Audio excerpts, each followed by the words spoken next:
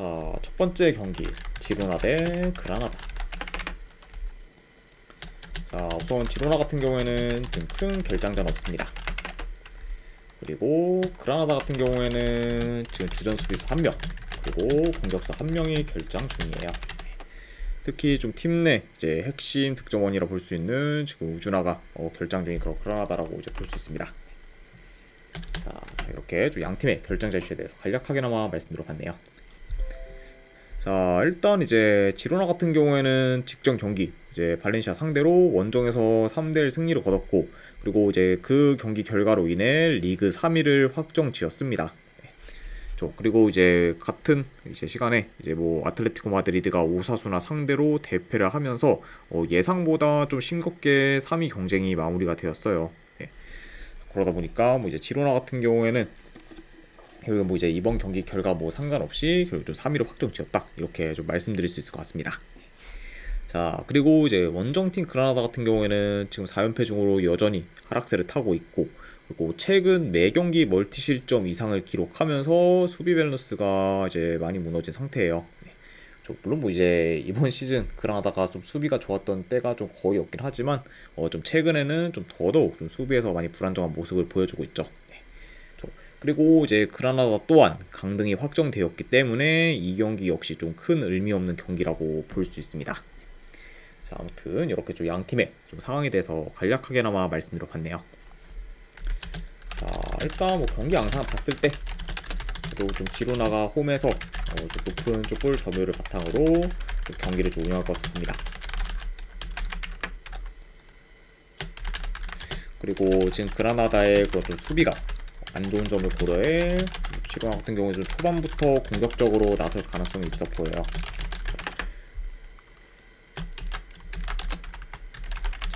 그러니까 뭐 초반부터 좀 지로나가 공격을 좀 주도하면서 좀 유리한 고지를 좀 점할 수 있는 경기다, 이렇게 말씀드려 보고, 자, 그리고 이제 그라나다 같은 경우에는 홈에 비해 이제 원정에서 더 롱볼 비중이 크기 때문에 공격 전개가 많이 안 좋고, 그러다 보니까 원정에서의 그런 공격에서의 기대치는 좀 많이 떨어지는 편이라고 볼 수 있어요. 그쵸?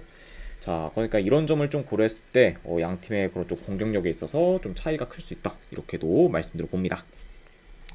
자, 그리고 뭐 이제 지로나 같은 경우에는 이제 공격력뿐만 아니라 이제 공격 패턴도 좀 다양하기 때문에 이런 좀 침투나 컵백과 같은 그런 좀 다양한 공격 패턴을 통해 공격에서 더 좀 두각을 나타내지 않을까 싶네요. 자, 그래서 일단은 뭐 이 경기 같은 경우에는 크게 좀 코멘트 할 게 없는 경기인 것 같아요. 왜냐면 뭐 현재 전력 흐름, 경기력 등 전부 좀 지로나가 우세하기 때문에 굉장히 좀 지로나가 많이 좀 유리해 보일 수 있는 경기고, 그리고 지로나가 시즌 마지막 홈 경기에서 좀 그라나다 상대로 좀 좋은 결과를 만들지 않을까 한번 생각을 해봅니다. 물론 뭐 이제 순위적으로는 양 팀 다 이제 크게 의미 없는 경기긴 하지만 그래도 그냥 실력 차나 이런 좀 전력면 그리고 이제 경기력 면까지 다 고려를 하면은 그래도 요거는 뭐 지로나 사이드를 보는 게 좀 더 합리적이지 않나 싶어서 지로나 사이드 보는 경기. 네, 1엔디 기준은 요거는 마인스까지도 보도록 할게요. 그리고 3.5 기준은 요거는 네, 본다고 하면 오버사이드까지 같이 보도록 하겠습니다.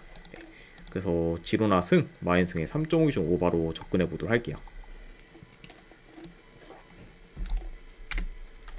자, 그 다음에 이제 두 번째 경기 제노아 대 볼로냐. 자, 일단 제노아 같은 경우에는 주전 수비수 1명 결장, 그리고 이제 볼로냐 같은 경우에는 지금 주전공이 1명 그리고 지금 공격수 1명이 결장 중입니다.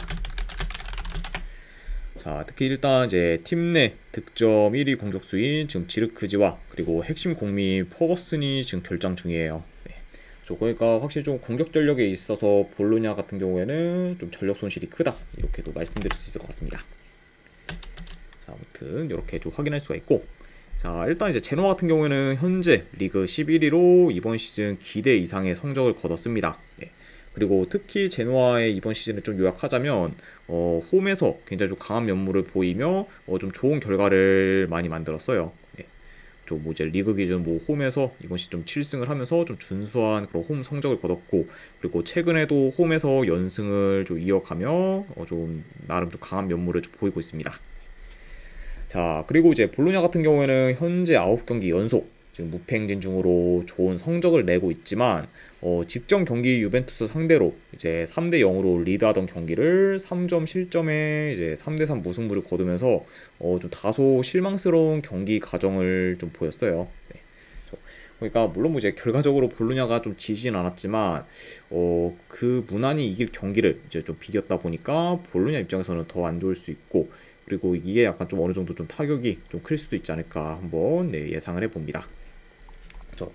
자, 그래서 이제 뭐 볼로냐 같은 경우는 뭐 직전 경기 그 유벤투스전에서 무승부를 이제 거뒀다 보니까 결국 이제 4위인 지금 유벤투스와 승점이 많이 같아졌어요. 네.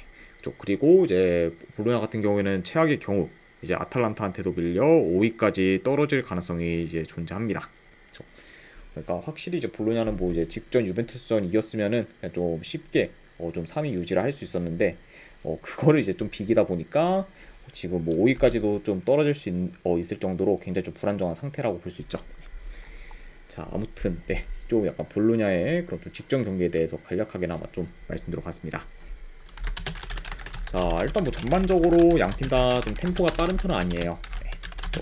그리고 좀 후방에서부터 좀 천천히 좀 빌드업을 해 나가기 때문에 이 경기 자체가 약간 좀 그렇게까지 좀 템포가 빠를 것 같지 않아 보입니다. 네. 그러니까 뭐 템포가 오히려 더 느린 템포로 진행될 수 있다, 이렇게도 말씀드려봐요. 자, 그래도 이제 볼로냐가 전반적으로 경기 운영을 더 좀 잘하는 편이기 때문에 어느 정도 좀 제노아 상대로 좀 운영 면에서는 우위를 좀 점할 수 있고, 그리고 이제 볼로냐가 뭐 어느 팀과 붙든 간에 좀 주도권도 잘 가져갔기 때문에 좀 볼로냐 페이스로 경기가 진행될 수 있다, 이런 점도 좀 말씀드려봐요. 볼 수 있고, 자, 다만 근데 이제 제노아가 워낙 지금 홈에서 강세를 보이고 있고, 그리고 상대 전적을 봤을 때도 볼로냐 상대로 나름 강했기 때문에 이 경기를 좀 무작정 원정 볼로냐를 보기는 좀 애매하지 않나 생각을 해봅니다. 네.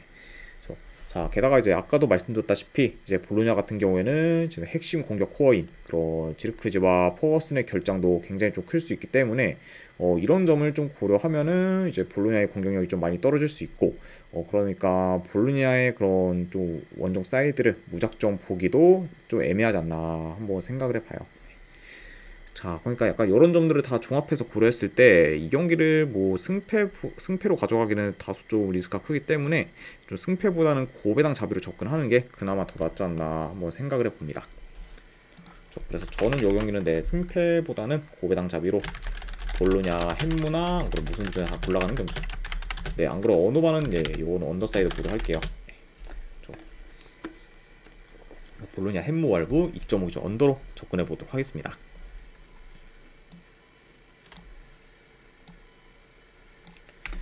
자, 그 다음에 보데글림트 대 이제 오슬로 경기. 자, 솔직히 노르웨이 이제 축구 경기까지 좀 생길 줄은 몰랐는데 결국에는 이제 넣었죠, 이거 경기를. 네. 그러니까 한번 분석해 보도록 하겠습니다. 자, 일단 이제 보데글리프트 같은 경우에는 컨퍼런스 리가 같은 그런 좀 국제 대회에서 좀 좋은 득점력을 종종 보이며 공격이 좀 좋았던 팀입니다. 네. 그리고 이제 뭐 리그에서의 좀 상황도 봤을 때 매번 좀 폭발적인 득점력을 자주 보이며 현재 지금 뭐 리그 1위에 이제 위치해 있죠. 그러니까 뭐 이제 보데글린트 같은 경우는 현재 뭐 리그에서도 지금 1위를 지금 이제 유지하고 있고, 그리고 지난 시즌에 이어 뭐 이번 시즌도 우승을 좀 노릴 만한 팀이다, 이렇게 볼 수 있습니다. 자, 그리고 이제 원정팀 오슬로 같은 경우에는 노르웨이 2부 리그에서 승격한 팀으로 이제 현재 리그 6위에 위치하며 기대 이상의 성적을 거두고 있어요. 네. 자, 그리고 이제 오슬로 같은 경우에는 지금 컵 경기 포함 좀 원정에서 7연승을 기록 중입니다. 그러면서 지금 원정에서 지금 더더욱 좀 극강의 모습을 보이고 있어요. 그리고 이제 멀티 득점 이상을 좀 기록한 경기가 많을 정도로 원정에서의 득점력 또한 좀 좋은 좋은 그런 좀 모습 보여주고 있습니다. 네.